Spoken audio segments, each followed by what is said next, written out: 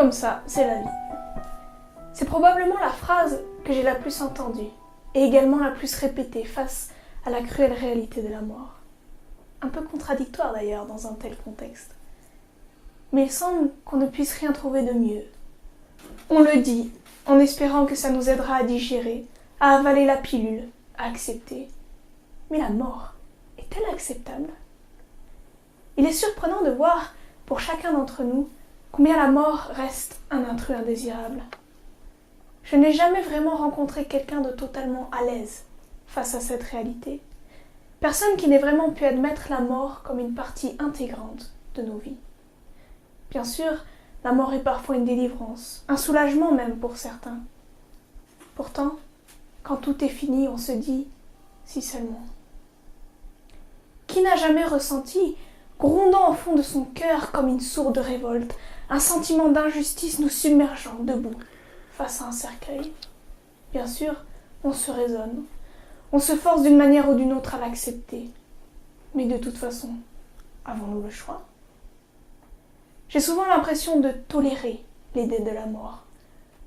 Non pas vraiment par acceptation, mais plutôt par résignation. Alors, qu'est-ce qui ne va pas avec la mort ? Qui donc a mis dans nos têtes l'idée que c'était quelque chose de révoltant, d'inacceptable ?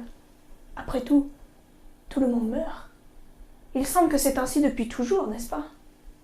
La mort fait partie de notre histoire, de notre environnement. Nous sommes même génétiquement programmés pour mourir. Alors, pourquoi est-ce que nous la rejetons si violemment ? Pourquoi y a-t-il en nous ce désir, cette rage de vivre sans interruption, sans conclusion, sans fin ? Pourquoi cette étrange impression qu'au fond, nous ne sommes pas vraiment faits pour mourir, ou voir les autres mourir, pour supporter la brutale séparation qu'apporte la mort ?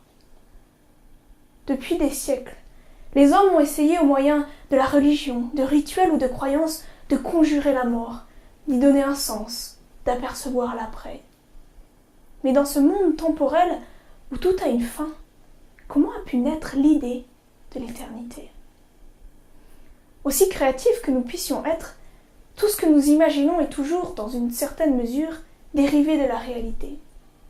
Si l'on demandait aux plus brillants esprits de notre siècle de concocter quelque chose qui n'aurait aucun lien avec la réalité, on réaliserait rapidement que c'est mission impossible.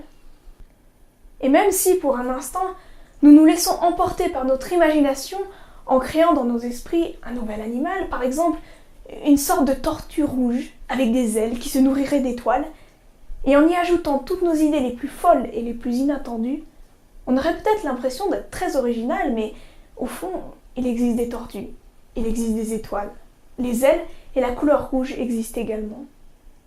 Il semble que nous ne pouvons rien concevoir qui n'ait pas de racine, d'origine dans la réalité. C.S. Lewis, écrivain et penseur du début du XXe siècle, disait « Aucune créature n'est née avec des désirs, à moins que la satisfaction de ces désirs existe. Un nourrisson ressent la faim.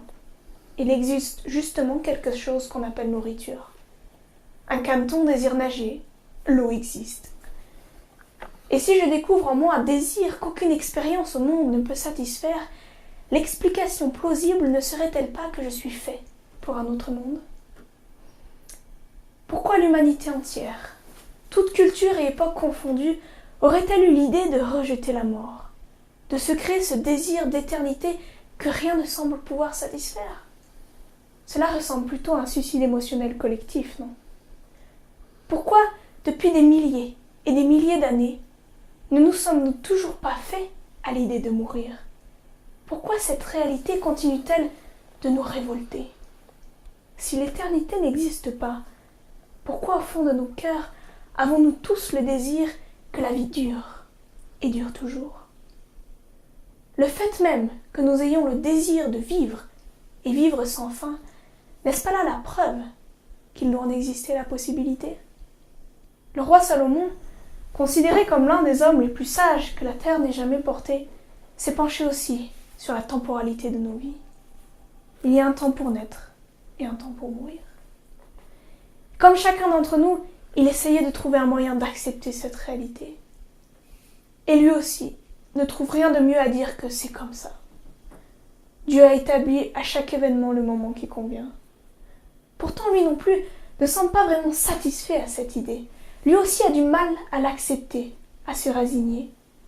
Et comme pour dire que cette réponse n'est pas suffisante, pas si logique, si rationnelle, si recevable qu'on voudrait le faire croire, il ajoute « Dieu a mis l'éternité dans le cœur de l'homme. » Oui, au fond de nous existe ce désir de ne pas subir la cruelle et brutale séparation que nous impose la mort. Au fond de nous existe ce désir de vivre. C'est comme ça, c'est la vie. Pas si sûr finalement.